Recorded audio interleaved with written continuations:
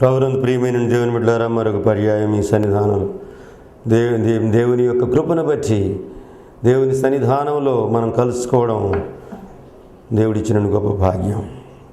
ఈ దినము ప్రార్థనతో కార్యక్రమాన్ని ప్రారంభం చేసుకుందాం. తలలు వంచండి. ప్రేమినుల దేవా, పరిశుద్ధుడైన తండ్రి, నీ సహాయాన్ని అర్థిస్తూ ఉన్నాం. గొప్ప దేవుడు, మా జీవితాల్లో నిన్ను కలిగి ఉండడానికి, నిన్ను ప్రకటించడానికి అయోగ్యులమైన మమ్మల్ని మీరు ఏర్పాటు చేసుకున్నారు. తృణీకరించబడినటువంటి మమ్మల్ని మీరు ఏర్పాటు చేసుకున్నారు. ఎన్నిక లేనటువంటి వారిని ఏర్పాటు చేసుకున్నారు. నీచులమైన మమ్మల్ని మీరు ఏర్పాటు చేసుకున్నారు. నీ సందేశాలు మేము అందిస్తూ ఉండగా, మీ మాటలను అందిస్తూ ఉండగా రక్షణ పొంది ప్రతి వారు కూడా మీ రాజ్యంలో ఉండడానికి లోకంలో సిద్ధపరచమని, ఈ కార్యక్రమాల కొరకు సహాయం చేసినటువంటి ఆర్థికంగా బలపరిచిన కుటుంబాన్ని కూడా మీరు దీవించమని, వినుచున్న బిడ్డలకు గ్రహింపగలిగినటువంటి మనస్సు, అనుసరించడానికి కావలసిన తీర్మానాలు తీసుకోవడానికి కృప దయచేయమని యేసునామమున అడుగుచున్నాము తండ్రి, ఆమేన్. పరిశుద్ధ గ్రంథము నుండి మత్తయి సువార్త 5వ అధ్యాయం 1 నుండి 7 వచనాలు మనం చదువుకుందాం. ఆయన ఆ జన సమూహములను చూచి కొండ ఎక్కి కూర్చుండగా ఆయన శిష్యులు ఆయన ఎదుగు వచ్చిరి. అప్పుడు ఆయన నోరు తెరచి ఇలాగు బోధింపసాగెను. ఆత్మ విషయమై దీనులైన వారు ధన్యులు, పరలోక రాజ్యం వారిది. దుఃఖపడు వారు ధన్యులు, వారు ఓదార్చబడుదురు.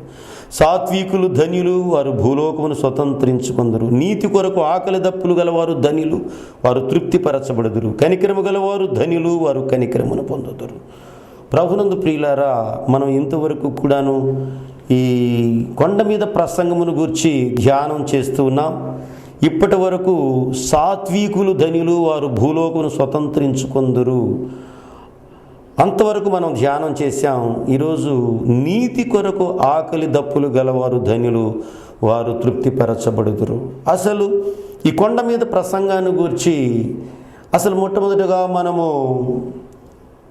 దాని యొక్క ఉద్దేశం ఏమిటి, ఎందుకొరకు కొండ మీద ప్రసంగములో ఆయన జన సమూహములతో ఈయన మాట్లాడాడు అంటే, వేదాంతులైనటువంటి వారు 4 ప్రాముఖ్యమైనటువంటి ఉద్దేశాలు ఉన్నాయి అని వారు భావించారు. మొదటిగా, ఇది రక్షణకు మార్గము, ప్రణాళిక.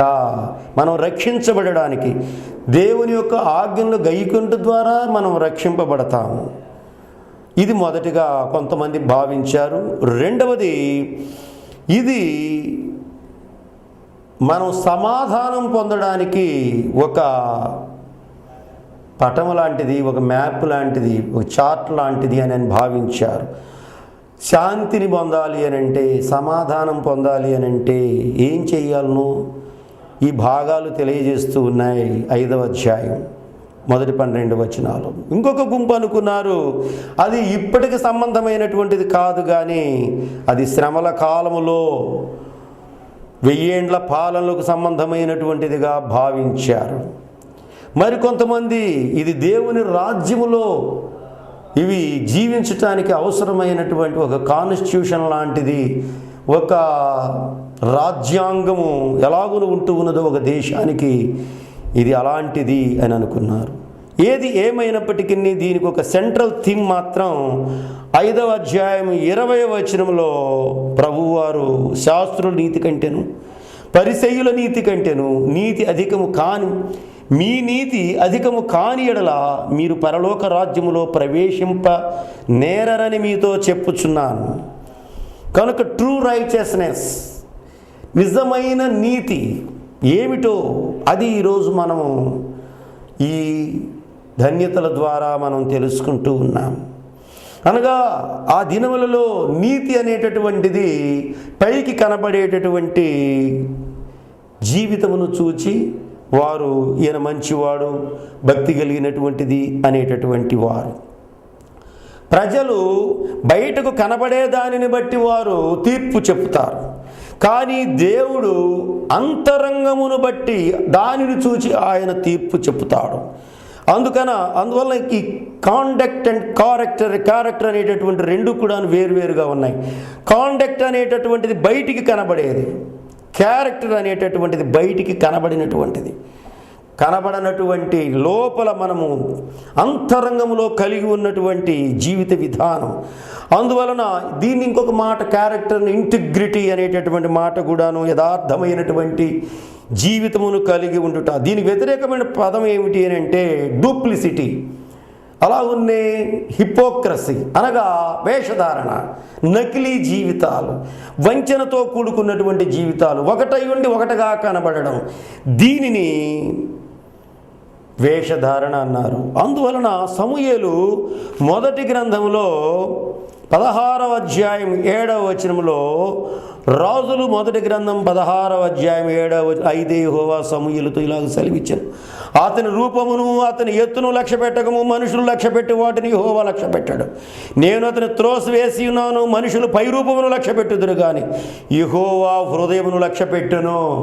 యెహోవా హృదయమును లక్ష్య పెట్టేటటువంటి వాడు కనుక ఆయన మన హృదయములో ఎలాగును ఉన్నదో దానిని చూచి మనలను ఆయన తీర్పు చెప్తాడు. ఆయన మనకు తగిన ప్రతిఫలాన్ని ఇస్తాడు. అందువలన మనం చదువుకున్నటువంటి ఈ మత్తయి సువార్త 5వ అధ్యాయం 6వ వచనంలో ఈరోజు మనం ధ్యానం చేయబోతున్న అంశము 6వ వచనము, నీతి కొరకు ఆకలి దప్పులు గలవారు ధనులు, వారు తృప్తిపరచబడుదురు. నీతి కొరకు ఆకలి దప్పులు. కానీ నాడు లోకం ప్రతిపాదించేటటువంటి జీవిత విధానం, మెన్ ఆఫ్ ద వరల్డ్, వాళ్ళు hunger for the pleasure and happiness. లోకం దేని కొరకు ఆకలి దప్పులు కలిగి ఉన్నారు అని అంటే, వారు లోకములో ఉండేటటువంటి సుఖమైనటువంటి జీవితం, సంతోషం కొరకు వారు ఆకలి దప్పులు కలిగి ఉన్నారు. కానీ వారి జీవితాలలో లోకములో నిజమైనటువంటి సంతోషాన్ని వారు చూడలేకపోతూ ఉన్నారు, నిజమైనటువంటి శాంతిని వారు చూడలేకపోతూ ఉన్నారు. వారు దేని కొరకు వారు వెతుకుతూ ఉన్నారు అని అంటే, లోకములో వారు దేని కొరకు ప్రయాసపడుతూ ఉన్నారు? హంగర్ ఫర్ పవర్, మాకు అధికారం కావాలి. హంగర్ ఫర్ జాయ్, మాకు సంతోషం కావాలి. Hunger for power. ఈరోజు మన జీవితాలలో ఈ రకమైనటువంటి పరిస్థితిలో ఉన్నప్పటికీ వారు ఎందుకొరకు? డబ్బు ఉంది, సంతోషం లేదు. అధికారం ఉంది, సంతోషం లేదు. చుట్టూతా మనుషులు ఉన్నారు, అయినా సంతోషం లేదు. వై? Because of sin. పాపం వలన మన జీవితాల్లో సంతోషం దూరం అయిపోతుంది. మనము ఎప్పుడైతే పాపం చేస్తామో మనము సంతోషానికి దూరం అయిపోతాము. ఎప్పుడైతే మనలో నుండి పాపమును దూరం చేస్తామో ఆటోమేటిక్గా మన జీవితాలలో సంతోషం అనేటటువంటిది ఉంటుంది. అందువల్ల మొట్టమొదట మీరు వెతకాల్సింది ఏమిటి? మత్తయి సువార్త 6వ అధ్యాయం 33వ వచనంలో, కాబట్టి మీరు ఆయన రాజ్యమును నీతిని మొదట వెతుకుడి, అప్పుడు అవన్నీ మీకు అనుగ్రహింపబడును. మొదట ఆయన నీతిని, ఆయన రాజ్యాన్ని వెతికినప్పుడు మనకు కావలసినటువంటి శాంతిని దేవుడు అనుగ్రహిస్తాడు, సంతోషాన్ని దేవుడు అనుగ్రహిస్తాడు, సమృద్ధిని ఆయన అనుగ్రహిస్తాడు. అందుచేత మనము నీతిమంతులుగా ఉండడం అంటే ఏమిటి? నీతి కొరకు ఆకలి దప్పులు కలిగి ఉండడం అనగా ఏమి? టు బి హోలీ, పరిశుద్ధంగా ఉండడం, దేవునికి సన్నిహితులుగా ఉండడం. అలాగునే దేవుని యేసుక్రీస్తు ప్రభువాన్ని పోలి జీవించటం, అలాగునే దేవుని యొక్క ఆత్మచేత నింపబడి ఉండడం. ఇది నిజమైనటువంటి సంతోషం. మనం పొందాలి అని అంటే మనకు కావలసినటువంటిది ఆయన నీతిని మనం వెతుకుట అనగా దేవుని ఆత్మచేత మనం నింపబడతాం. ఎఫెసీయులకు రాసినటువంటి పత్రిక 4వ అధ్యాయము 20వ వచనంలో పౌలు అంటూ ఉన్నాడు. ఎఫెసీయులకు రాసిన పత్రిక 4వ అధ్యాయం 20వ వచనం, అయితే మీరు యేసును గూర్చి విని ఆయన యందు సత్యము ఉన్నది ఉన్నట్టుగానే ఆయన యందు ఉపదేశింపబడిన వారైన మీరు అలాగున క్రీస్తును నేర్చుకున్నవారు కారు. 4వ అధ్యాయం 20వ వచనంలో 30వ వచనంలో, దేవుని పరిశుద్ధాత్మను దుఃఖపరచుకుడి, విమోచన దినము వరకు ఆయన మీరు ముద్రింపబడి ఉన్నారు. యేసుక్రీస్తు ప్రభువుని గురించి మనం ఏమి నేర్చుకున్నాం? అలాగున మనం జీవిస్తూ దేవుని యొక్క పరిశుద్ధాత్మ చేత మనము నింపబడినప్పుడు మనము పాపమునకు దూరముగా మనం ఉంటాం. అందువల్ల ఆయన దగ్గరకు వస్తే ఆయన నీతిని ఆయన మనకు అనుగ్రహిస్తాడు. యోహాను సువార్త 6వ అధ్యాయం 37వ వచనంలో, యోహాను సువార్త 6వ అధ్యాయం 37వ వచనం, నా యొద్దకు వత్తురు, నా యొద్దకు వచ్చు వారిని నేను ఎంత మాత్రమును బయటికి త్రోసివేయను. Whoever comes to me I will never drive away. నా దగ్గరికి వచ్చేటటువంటి వారిని నేను ఏమాత్రమును కూడా త్రోసివేయను. లోకములో ఉండేటటువంటి వారు ఈరోజు లోకములో ప్రతిపాదించేటటువంటి అనేక రకాలైనటువంటి విషయాలు మన ఆకలిని తక్కువ చేస్తూ ఉన్నాయి. అప్పుడప్పుడు నేను కూడా ఏం చేస్తాను అని అంటే, ఆకలిని చంపుకోవాలనుకున్నప్పుడు ఏదైనా ఒక స్వీట్ తింటా. స్వీట్ తినటంతోనే ఆకలి చనిపోతుంది. అలాగనే ప్రపంచం కొన్ని స్వీట్స్ని మనకిచ్చి దేవుని గురించినటువంటి ఆ తృష్ణ మనలో తక్కువ చేస్తూ ఉంది. దేవుని గురించినటువంటి ఆకలి మనల్ని చంపుతూ ఉన్నది. లూకా సువార్త 6వ అధ్యాయము 25వ వచనంలో, అయ్యో ఇప్పుడు కడుపు నిండి ఉన్న వారలారా మీరు ఆకలి కొందురు, అయ్యో ఇప్పుడు నవ్వుచున్న వారలారా మీరు దుఃఖించి ఏడ్తురు. కనుక ఈ వరల్డ్లీ స్వీట్స్ లోకంలో అవి వాటిలో మునిగి తేలుతూ దేవుని విషయంలో తృష్ణ లేకుండా మనల్ని చేస్తూ ఉంది. డబ్బు వెంటబడుతూ ఉన్నారు, పవర్ వెంటబడుతూ ఉన్నారు, ప్రార్థనకు దూరం అయిపోతూ ఉన్నారు, బైబిల్ చదువుకోవడానికి దూరం అయిపోతూ ఉన్నారు, ప్రార్థనకు దూరం అయిపోయి ప్రార్థన చేసుకునేటటువంటి వ్యక్తుల సహవాసంలో నుండి దూరం అయిపోతూ ఉన్నారు. లోకంలో ఈ స్వీట్లు బాగా ఉన్నాయి. Power, luxury life. ఈరోజు మన జీవితాల్లో రకరకాలైనటువంటి వ్యసనాలకు మానవుడు బానిస అయిపోతూ ఉన్నాడు. సప్త వ్యసనాలలో మునిగి తేలుతూ ఉన్నాడు.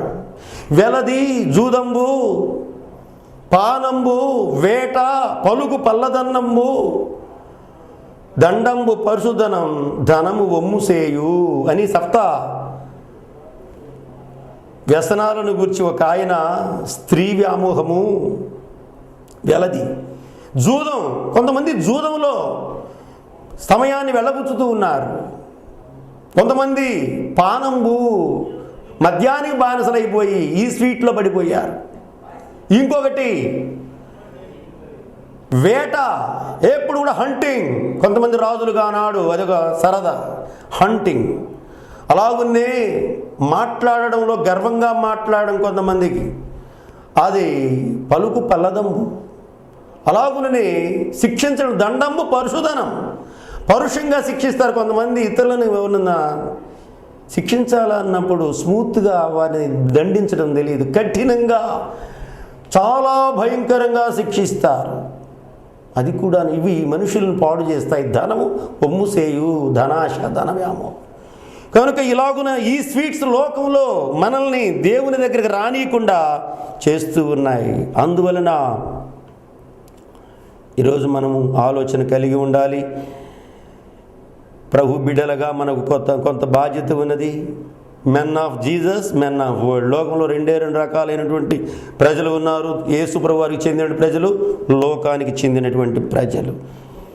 జాన్ స్టాట్ అనేటటువంటి ఇంగ్లాండ్ దేశంలో చర్చ్ ఆఫ్ ఇంగ్లాండ్లో సేవకుడుగా ఉన్నటువంటి ఒక మంచి ఇవాంజలిస్ట్ ఈ రైచియస్నెస్, నీతి అంటే ఒక డెఫినేషన్ ఇచ్చాడు. అదేమనగా మొట్టమొదటిగా బైబిల్ దృష్టిలో లీగల్ రైచియస్నెస్. లీగల్గా మనము అనగా మన జీవితాలలో ఇది మనం వలన వచ్చేటటువంటి నీతి కాదు, కానీ దేవునిని బట్టి వచ్చేటటువంటిది. That is to be right with God through faith in Jesus Christ. యేసుక్రీస్తు ప్రభువారి ద్వారా పొందేటటువంటి నీతి. దేవుని దగ్గరికి వెళ్ళాలంటే మనం డైరెక్ట్గా మనం పోవడానికి లేదు. యేసుక్రీస్తు ప్రభువారి ద్వారా తప్ప ఎవరు కూడా ఆయన దగ్గరికి మనం వెళ్ళలేము. ఒక ఆర్డినరీ పర్సన్, ఒక సామాన్య మానవుడు రాజు దగ్గరికి వెళ్ళాలంటే వెళ్ళలేడు. అక్కడికి వెళ్ళాలంటే తప్పనిసరిగా ఎవరో ఒకరు మన పక్షాన ఆయన రాజుగారికి చెప్పేవారు మధ్యవర్తి కావాలి. ఒక సామాన్య మానవుని లోపలికి రానివారు. అలాగనే పరలోక రాజ్యంలో దేవుని దగ్గరికి రావడానికి ఒక వ్యక్తి కావాలి, యేసుక్రీస్తు ప్రభువారి ద్వారా. అందుచేతనే ఎఫెసీయులకు రాసిన పత్రికలో 2వ అధ్యాయం 18వ వచనంలో పౌలు అన్నాడు, మీరు విశ్వాసం ద్వారా కృపచేతనే రక్షింపబడి ఉన్నారు, ఇది మీ వలన కలిగినది కాదు, దేవుని వరమే, అది క్రియల వలన కలిగినది కాదు, కనుక ఎవడను అతిశయపడ వీలు లేదు. Saved by faith. కనుక మనం నీతిగా తీర్చబడాలి అని అంటే యేసుక్రీస్తు ప్రభువారి ద్వారా మనము నీతిగా తీర్చబడుతూ ఉన్నాం. ఆయన ద్వారా మనం తీర్చబడుతూ ఉన్నాం. రోమీయులకు రాసిన పత్రిక 5వ అధ్యాయం 1వ వచనంలో, కాబట్టి విశ్వాసం మూలమున మనము నీతిమంతులుగా తీర్చబడి మన ప్రభువైన యేసుక్రీస్తు ద్వారా దేవునితో సమాధానం కలిగి ఉందము. యేసు ప్రభువారి ద్వారా మనము దీన్ని లీగల్ రైచియస్నెస్ అన్నారు. రెండవది అన్నాడు ఆయన సోషల్ రైచియస్నెస్. దేవుని రాజ్యములో ఆకలి దప్పులు కలిగినటువంటి వారి యొక్క జీవిత విధానంలో సాంఘికమైనటువంటి నీతి కావాలి. సాంఘికమైనటువంటి నీతి అనగా లోకములో అందరికీ మేలు చేసేటటువంటి వాడవుగా నీవు ఉండాలి.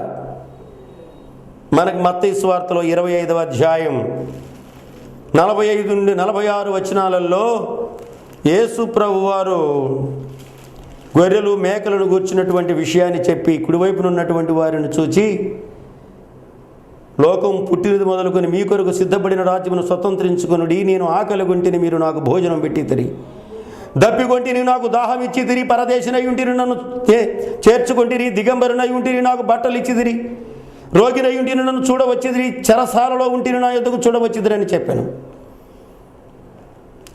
కనుక పరలోక రాజ్యంలో చేరడానికి వీళ్ళు చేసినటువంటి పని దిగంబరులుగా ఉన్నటువంటి వారి కోసం, చెరసాలలో ఉన్నటువంటి వారి కోసం, రోగుల కోసం, పరదేశులుగా ఉన్నటువంటి కోసం, ఆకలిగా ఉన్నటువంటి వారి కోసం వారు చేయగలిగినంత మంచి చేశారు. అందుకని వారికి నీతిమంతులు 46వ వచనంలో, వీరు నిత్య శిక్షకును నీతిమంతులు నిత్య జీవమునకు పోవుదురు. ఎవరు అనగా మిక్కిలి అల్పులైన వీరిలో ఒకనికైనను మీరు ఇలాగును చేయలేదు గనుక నాకు చేయలేదని మీతో నిశ్చయముగా చెప్పుచున్నానని వారితో ఆయనను, వీరు నిత్య శిక్షకును నీతిమంతులు నిత్య జీవమునకు పోవుదురు. ఈ నీతి అనేటటువంటిది మనం చేసేటటువంటి ఇతరుల పట్ల కేర్ అండ్ కంపాషన్, ఇతరుల పట్ల ఆ దయా దాక్షిణ్యాలతో మనము ఉండడం. ఈ థర్స్ట్ ఫర్ రైచియస్నెస్, ఈ థర్స్ట్, ఈ దప్పిక అనేటటువంటిది మంచి చేయాలి, ఇతరులకు ఏదో రకమైనటువంటి మంచి చేయాలా అనేటటువంటి దాహంతో ఉంటారు కొంతమంది. ఈరోజు లేచి నేను ఎవరికి సహాయం చేయాలి, ఎవరిని ఆదుకోవాలి, దీన్ని సోషల్ రైచియస్నెస్ అన్నారు. ఈ జాన్ స్టార్ట్ అనేటటువంటి ఆయన కనుక ఒక నీతి మొట్టమొదట యేసుక్రీస్తు ప్రభువారి మీద ఆధారపడి ఉన్నది. రెండవది నీవు చేసేటటువంటి ఇతరుల పట్ల ఇతరులను గాయపరచకుండా, ఎవరైతే గాయపడుతూ ఉన్నారో, ఎవరైతే హర్టింగ్ అండ్ డిసడ్వాంటేజెస్ వాళ్ళ ప్రతికూల పరిస్థితుల్లో ఉన్నారో వారి కొరకు నీవు చూపేటటువంటి దయాదాక్షిణ్యాలు, ఇది రెండవ నీతికి ఆ తృష్ణ. మూడవది దేవుని రాజ్యములో థర్స్ట్ ఫర్ మోరల్ రైచియస్నెస్, నైతికమైనటువంటి దాహము. ఈరోజు మన జీవితాల్లో నైతికంగా నీతిని జరిగించేటటువంటి జీవిత విధానం మనకు కావాలి. ద్వితీయోపదేశకాండములో 6వ అధ్యాయంలో 25వ వచనంలో మన దేవుడైన యెహోవా మనకు ఆజ్ఞాపించినట్లు ఆయన సన్నిధిని ఈ సమస్తమైన ఆజ్ఞలను అనుసరించి మనం నడుచుకున్నప్పుడు మనకు నీతి కలుగును. This is moral righteousness.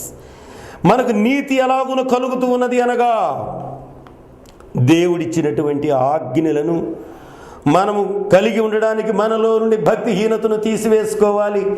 ఎప్పుడు దేవుని దగ్గరికి వెళ్ళాలన్నా, ఎప్పుడు దేవుని సన్నిధానంలో మనం సమయాన్ని గడపాలన్నా అనే తృష్ణ కావాలి.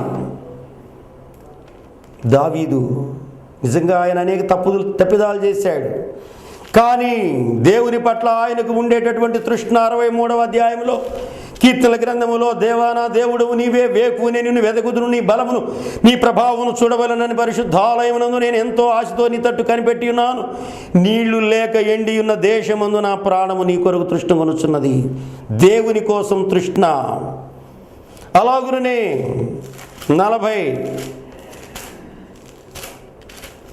42వ సంకీర్తనలో 1వ వచనంలో కోరహు కుమారులు రచించిన దుప్పి నీటి వాగుల కొరకు ఆశపడినట్లు దేవా నీ కొరకు నా ప్రాణము ఆశపడుచున్నది, నా ప్రాణము దేవుని కొరకు తృష్ణగొనుచున్నది, జీవము గల దేవుని కొరకు తృష్ణగొనుచున్నది. దేవుని సన్నిధిని నేను ఎప్పుడు వచ్చేదను, ఆయన సన్నిధిని నేనెప్పుడు కనపడేదను.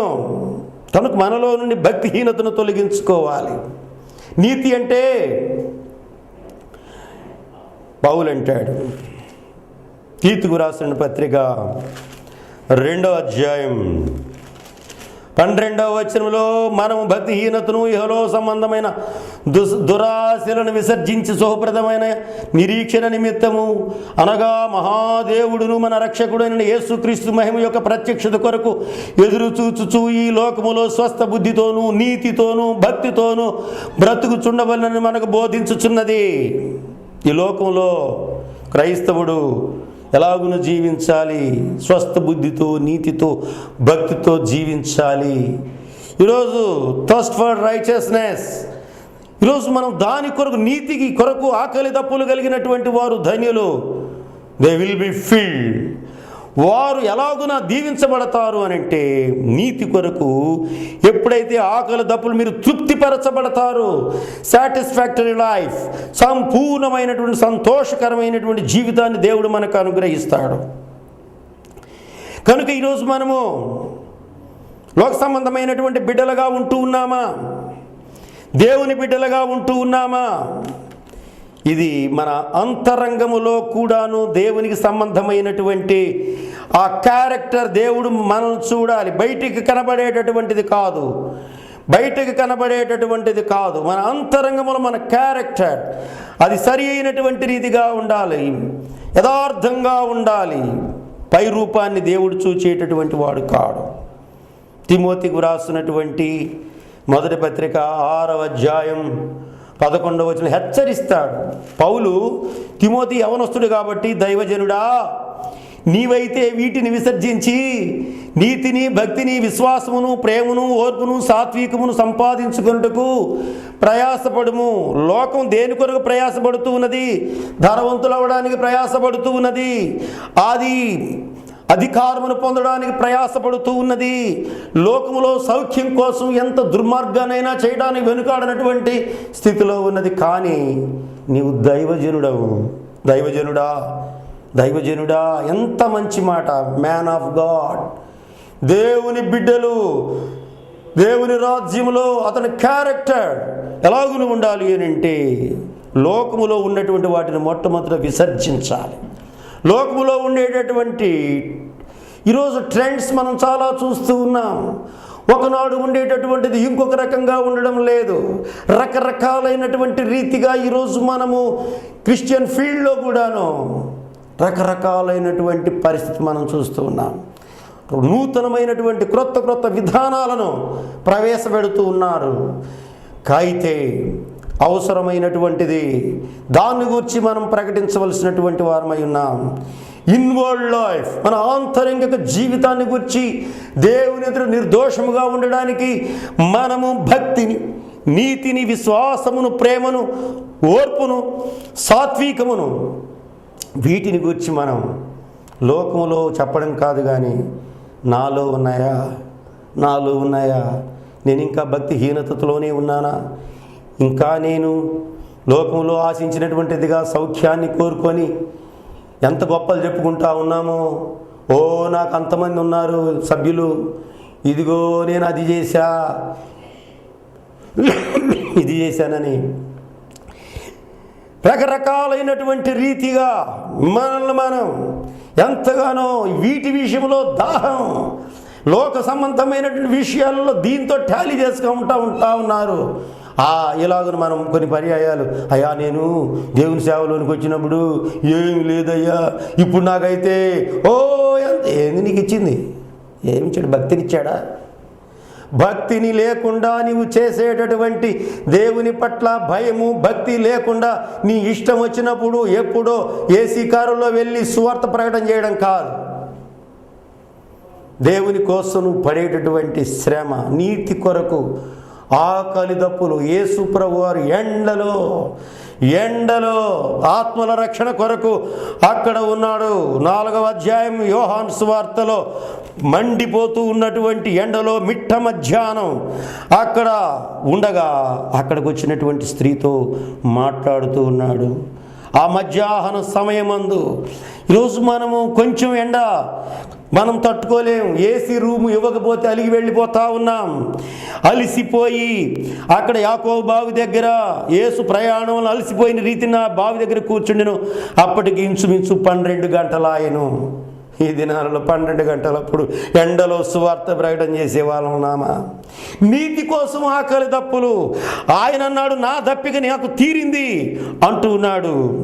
32, 33 వచనములలో ఆయన అంటూ ఉన్నాడు, బోధకుడా భోజనం చేయదము ఆయన వేడుకొనినందుకు ఆయన భుజించుటకు మీకు తెలియని ఆహారము నాకు ఉన్నదని వారితో చెప్పగా శిష్యులు ఆయన భుజించుటకు ఎవడైనను తెచ్చునేమో అని ఒకరితో ఒకడు చెప్పుకొనిడు. యేసు వారిని చూచి, నన్ను పంపిన వాని చిత్తము నెరవేర్చుటయు ఆయన తుదిముట్టించుటయు నాకు ఆహారమునై ఉన్నది. ఈరోజు మనం ఈ దప్పిక కావాలి, ఈ దాహం కావాలి. ఈ దాహం లేకుండా, ఈ క్యారెక్టర్ లేకుండా మన జీవితాల్లో legal righteousness, social righteousness, moral righteousness ఇవన్నీ కూడాను నిన్ను ఎక్కడికి నడిపిస్తాయి అని అంటే దేవుని బిడ్డల యొక్క రక్షణ కొరకు ప్రయాసపడడానికి నిన్ను ఉద్యుక్తులు చేస్తూ ఉంటాయి. అందుకని లోకంలో స్వీట్స్కి అలవాటు పడద్దు దయచేసి. ఇది ఎలాగునా రావాలి అని అంటే ఈ దాహము, నువ్వు బైబిల్ రోజు చదువుకుంటూ ఉంటే ఈ దాహం వస్తుంది. సహవాసుల మధ్య సమాజంలో కూడి ప్రార్థన చేస్తే నీకు ఆ దాహం అనేటటువంటి నీతి కొరకు దాహం కలిగి ఉంటావు. 3వది, ప్రార్థనలో ఎక్కువ సమయాన్ని నువ్వు గడుపు, ఈ దాహం నీలో ప్రారంభమవుతుంది. ఈ 3 ఎవరి జీవితంలో ఉండవో వారి జీవితంలో నీతిని గూర్చినటువంటి ఆకలి దప్పులు ఉండవు. కనుక what is your appetite, hunger and thirst for what? దేనికోసం నువ్వు ఆకలి దప్పులు కలిగి ఉన్నావు? ప్రశ్నించుకుందాం, ప్రార్థన చేసుకుందాం. ప్రేమగల దేవా, పరిశుద్ధుడైన తండ్రి, మరొకసారి మమ్మల్ని మేము పరిశీలించుకుంటూ ఉన్నాం. లోకంలో సంతోషం కోసం, పవర్ కోసం, అనేక రకాలైనటువంటి సౌఖ్యమైనటువంటి జీవితం కోసం ప్రయాసపడుతూ ఉన్నాం. ఎంతగానో మేము దాని కొరకు ఇష్టపడుతూ ఉన్నాం. మమ్మల్ని క్షమించండి. మీకోసం, ఆత్మల రక్షణ కోసం ప్రార్థనలో ఉండడానికి, వాక్యం చదువుకోవడానికి, మాలో నీతిని గూర్చినటువంటి విషయాలు ఇంకా తెలుసుకోవడానికి కావలసినటువంటి నీ కృప మా పట్ల విస్తరింపచేయండి. ఈ దినం సహాయపడినటువంటి ఆర్థికంగా ఈ కార్యక్రమాన్ని బలపరిచిన కుటుంబాన్ని మీరు దీవించమని యేసు నామమున అడుగుచున్నాం తండ్రి, ఆమేన్. మన పరమతండ్రి దేవుని ప్రేమ, నా రక్షకుడు క్రీస్తు కృప, పరిశుద్ధాత్మ సహవాసం ఈ కార్యక్రమాలు వీక్షిస్తున్నటువంటి బిడ్డలకు, రక్షణ పొందడానికి ఇష్టపడిన బిడ్డలకు ఇప్పుడు ఎల్లప్పుడు సదా తోడై నడిపించును గాక. ఆమేన్.